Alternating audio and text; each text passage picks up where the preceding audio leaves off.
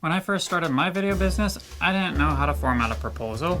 There's no legal standard or industry standard out there. Certainly a lot of norms, but nothing codified, so it ultimately comes down to you and your clients. Now, I've learned the hard way on some of these things when I didn't specify matters of scope, timing, what kinds of revisions qualified under the price, things like that, and had to adjust the content of my proposals to save my butt on future projects. So hopefully this will do you well. The proposal is going to set the stage for either selling the job, losing the job, or negotiating for the job. So here's how you format your proposal. Top of the page should have the date, your client's logo and address, your logo and addresses, things that are going to make it easily identifiable as to what it is, both for you and your prospect in your mutual records. Then I put the title of the project being proposed. This is the section where you know exactly what that is. Never mind.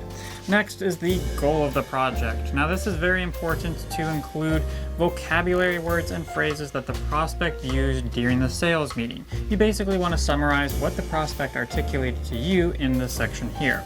This communicates that you listened to them well, you know what the purpose of your work for them is, and it will be a highly custom section for each individual client. Next is the summary section, or the types of video section. Now this is where I define and break down all the kinds of videos that I will be discussing in the packages below. The package will only specify the number and kind of video, so this is the section where I get specific into what kind of video, including its length, its purpose, its use, its style, things like that. Now sometimes I include some scope in this section in terms of what comes with each kind of video, if that helps me simplify the package section later on. Now I only include the examples of work section in two instances. The first is if the prospect has specifically asked for it, and the second is if I have a strong portfolio in the kinds of videos that I have described in the summary.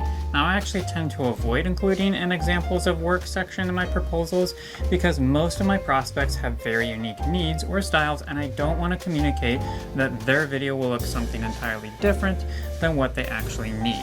I've used this section probably about 20 to 25% of the time in submitting proposals. When I do, I just use a Vimeo link with a description in that section. Next, I give the budget section, and this is the most important section. Here I use the techniques that I articulated in my last video on how to present prices to clients, and I list the packages from most expensive to least expensive, including as much scope as I possibly can here. Many times when putting the price of each package, I will also include a breakdown in parentheses of how much each individual video costs in that particular package. Some people draft up a separate scope of work document that they have clients sign, or a contract that includes scope of work. I've only done this once or twice and never found it advantageous. Most small to medium-sized businesses, at least where I do business, like to keep things simple and common sense. Too much legal jargon, paperwork, and extra documents, and they can get a little gun-shy. Unless you are working with national brands or big-time agencies, I would recommend that you fit your scope of work here in the budget section of the proposal. I often include a section on timeline, setting an expectation for when the client can expect to receive the first draft of the video. I do not include this if the package options up in the budget section differentiate based on timeline. So for instance, a premium package may be an emergency, 1 week no revisions, elite package could be a rush, 2 weeks, one set of basic revisions if submitted within 3 days of receiving the first draft, things like that. Finally, I include a couple of notes regarding the shooting rates and items being subject to change. Of course, each proposal will be a little bit different. Customize this to meet your own needs and those of your clients. Feel free to download the template in the description below to give you a head start. Now, of course, that's all well and good, but how do you conduct a sales meeting to even get to the point where they ask you for a proposal? Well, if you want to leverage your sales meetings with optimum potential for landing video projects, then you need to check out my video on how to conduct sales meetings to make more money.